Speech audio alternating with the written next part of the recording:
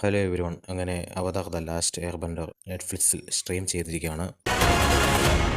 Total 8 എപ്പിസോഡുകളാണ് ഉള്ളത്. സീരീസിനെ പറ്റി പറയുകയാണെങ്കിൽ ഐ തിങ്ക് ഇറ്റ്സ് പറ്റി ഇതിൻ്റെ ആനിമേഷൻ സീരീസ് എല്ലാവരും കണ്ടിട്ടുണ്ടാകും. ഏതാണ്ട് അതേപോലെയാണ് ഇത് ലൈവ് ആക്ഷനിൽ കൊണ്ടുവന്നിരിക്കുന്നത്. കുറച്ച് ഡിഫറൻ്റ് ഉണ്ടെങ്കിൽ പോലും ഇപ്പോൾ പറഞ്ഞതുപോലെ ആനിമേഷൻ സീരീസ് കൊള്ളാമായിരുന്നു. ഇത് ലൈവ് ആക്ഷൻ അഡാപ്ഷനിൽ വരുമ്പോൾ വിഷ്വലൈസ് ചെയ്തിരിക്കുന്ന വിധം സൂപ്പറായിട്ടാണ്. കാണാൻ നല്ല രസമുണ്ട്.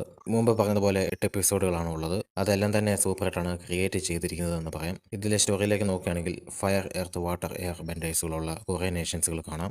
അവർക്കിടയിൽ ചില ക്ലാഷസുകൾ നടക്കുന്നു. ഇതിനിടയിലാണ് മുഖ്യമായ ഫയർ നേഷൻ മറ്റുള്ള നേഷൻസുകളിൽ തങ്ങളുടെ അധികാരത്തിൽ കൊണ്ടുവരാൻ ശ്രമിക്കുന്നതും ഇതിൽ കാണാം.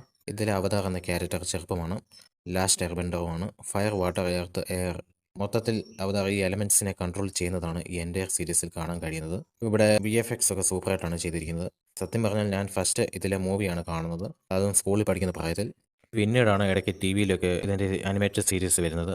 ശരിക്കും പറഞ്ഞാൽ ഇപ്പോൾ ഈ സീരീസ് കാണുമ്പോൾ ഡിഫറെൻറ്റ് വൈബ് കിട്ടും. നല്ല എൻഗേജിംഗ് ആയിട്ടാണ് ഈ സ്റ്റോറി കോൺസെപ്റ്റ് കൊണ്ടുപോയിരിക്കുന്നത്. എന്നാൽ എൻഡിങ് കുറച്ചുകൂടെ എക്സ്പാൻഡ് ചെയ്യാമായിരുന്നു എന്ന് തോന്നി. മേ ബി നെക്സ്റ്റ് സീസണിൽ അങ്ങനെ വരുമെന്ന് വിചാരിക്കുന്നു.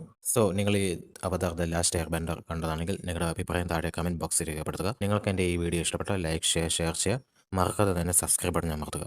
ഇനി അടുത്ത വീഡിയോയിലൂടെ കാണാം. ബൈ.